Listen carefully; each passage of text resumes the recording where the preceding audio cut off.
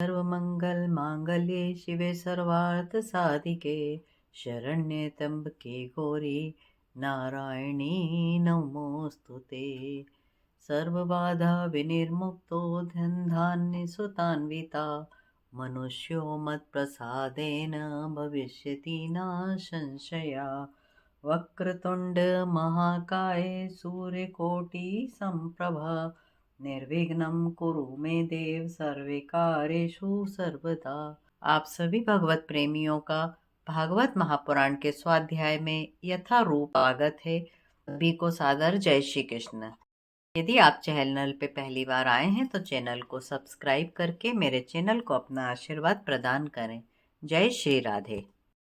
आप श्रवण कर रहे हैं भागवत महापुराण का 9वां स्कंद 14वें अध्याय में चंद्रवंश का वर्णन।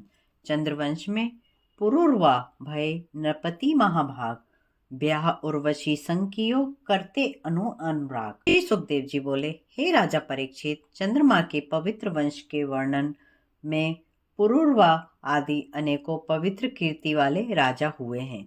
विराट भगवान के कमल से ब्रह्मा जी उत्पन्न हुए। ब्रह्मा जी के पुत्र अत्रि मुनि थे। उन्हीं अत्रि मुनि ने नेत्रों से यह चंद्रमा उत्पन्न हुआ। इस चंद्रमा को ब्रह्मा जी ने ब्राह्मण, औषधि और नक्षत्रों का स्वामी बनाया। चंद्रमा ने तीनों लोकों को विजय करके राजसूय यज्ञ किया। इस कारण चंद्रमा को अति अभिमान हो गया और देवगुरु बृहस्पति जी की पत्नी तारा को चुरा कर ले आया। बार बार मांगने पर उन्होंने उसे नहीं लौटाया। ऐसी स्थिति में उस पत्नी के लिए देवता और दानवों में युद्ध आरंभ हुआ। शुक्राचार्य जी ने चंद्रमा का पक्ष लिया और महादेव जी ने अंगिरा के पुत्र बृहस्पति का पक्ष लिया तथा इंद्रादि देवताओं ने भी बृहस्पति जी का पक्ष लिया। इस प्रकार तारा के लिए दैत्य और देवताओं में घोर संग्राम हुआ। तत्पश्चात अंगिरा जी ने ब्रह्मा जी के निकट जाकर युद्धबंदी की प्रार्थना की। तब ब्रह्मा जी ने चंद्रमा को डांट फटकार कर तारा बृहस्पति जी को दिला दी। तारा के चंद्रमा का गर्भ था। तब बृहस्पति जी ने अपनी पत्नी से डांट कर कहा, रे दुष्टे, मेरे क्षेत्र में यह दूसरे का गर्भ है, तू इसे त्याग दे। भय मत कर, मैं तुझे भस्म नहीं करूंगा, क्योंकि तू एक स्त्री है और निर्दोष है। दूसरे, मुझे भी संतान उत्पन्न करने की इच्छा है। पति की बात सुनकर तारा ने लज्जित होकर गर्भस्थ बालक को गर्भ से अलग कर दिया।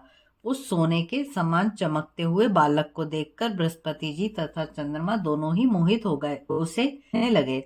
दोनों में परस्पर झगड़ा होने लगा। तब देवता और ऋषियों ने तारा से पूछा, यह किसका गर्भ है? तारा ने लज्जावश कुछ भी उत्तर नहीं दिया। तब बालक ने अपनी माता से क्रोधित होकर कहा, रे दुष्टा, तू अपने इस कुकृत्य को मुझे शीघ्र बताती क्यों नहीं? तब ब्रह्मा जी ने तारा को एकांत में बुलाकर पूछा। तारा ने चंद्रमा का ही गर्भ बतलाया। तब उस पुत्र को चंद्रमा ने ले लिया। हे राजन, उस पुत्र का नाम बुध रखा गया। उस बुध के द्वारा इला नाम की अप्सरा के गर्भ से पुरुरवा उत्पन्न हुए। एक समय इंद्र की सभा में नारद की पुरुरवा के रूप, सौंदर्य, शक्ति, धन, संपत्ति आदि का गायन कर रहे थे। सुनकर उर्वशी अप्सरा मोहित हो गई और वह अप्सरा पुरुरवा के निकट गई।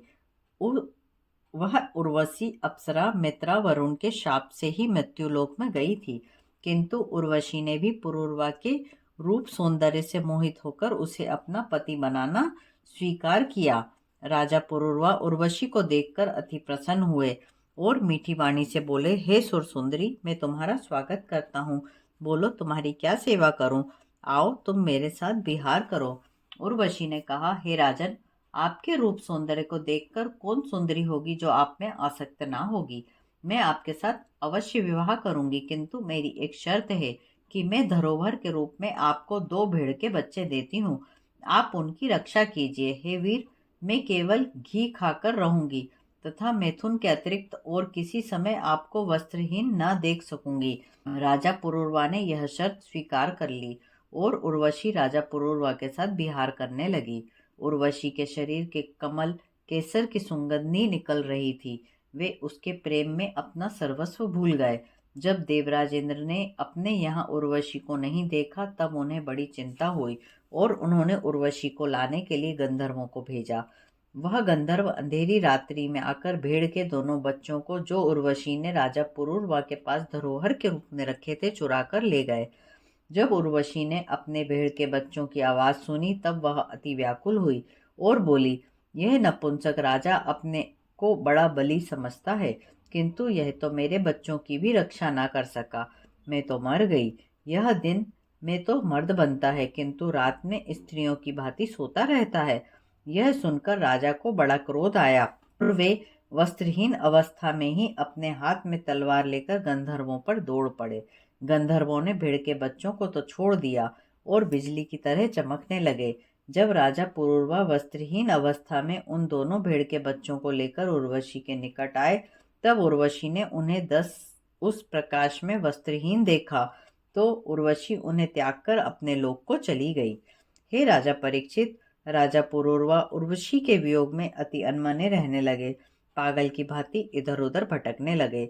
तब एक दिन घूमते घूमते कुरुक्षेत्र में सरस्वती के तट के तट पर उर्वशी को अपनी सखियों के साथ राजा पुरूरवा ने देखा। तब राजा ने मीठी वाणी से कहा, प्रिय मेरी बात सुनो। हे निष्ठुर, मुझे अधिक दुखी ना करो। मेरी एक बात सुन लो।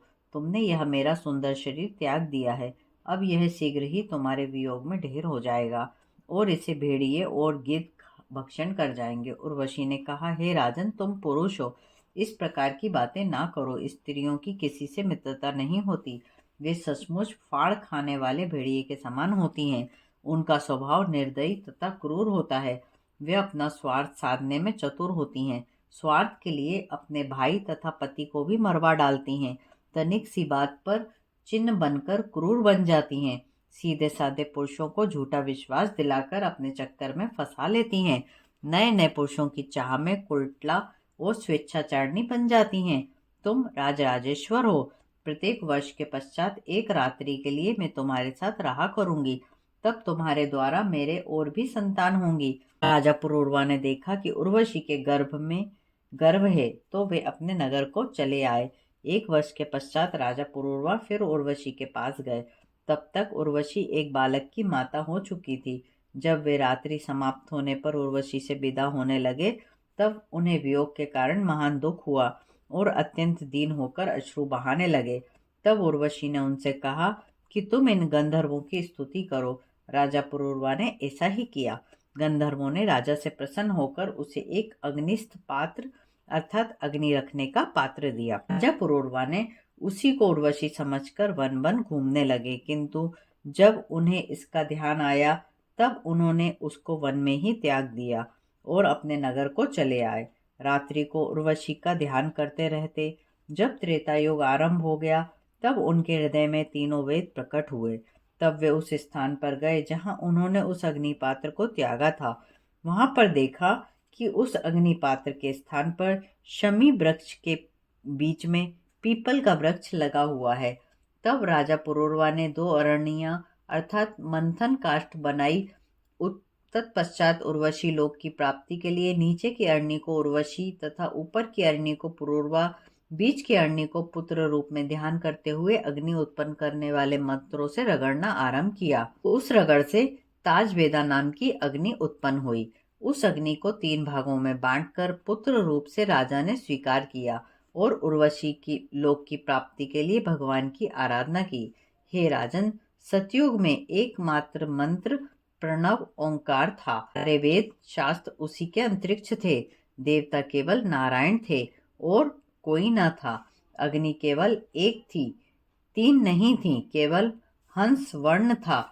त्रेता के आरंभ में राजा पुरूरवा ने ही 3 वेद तथा 3 अग्नियों को प्रकट किया और अग्नि को संताप रूप मानकर गंधर्व लोक को चले गए। इस प्रकार 14वां अध्याय समाप्त होता है। 15वें अध्याय में स्त्री जदमाग्नि और परशुराम के चरित्र का वर्णन श्रवण करेंगे। कर्पूरगौरं कर्णावतारं संसार सारं भुजगेन्द्रहारं सदा वसन्तं हृदयारविन्दे भवं भवानी सहितं नमामि। आप सभी का कथा श्रवण करने के लिए बहुत बहुत धन्यवाद। जय श्री राधे।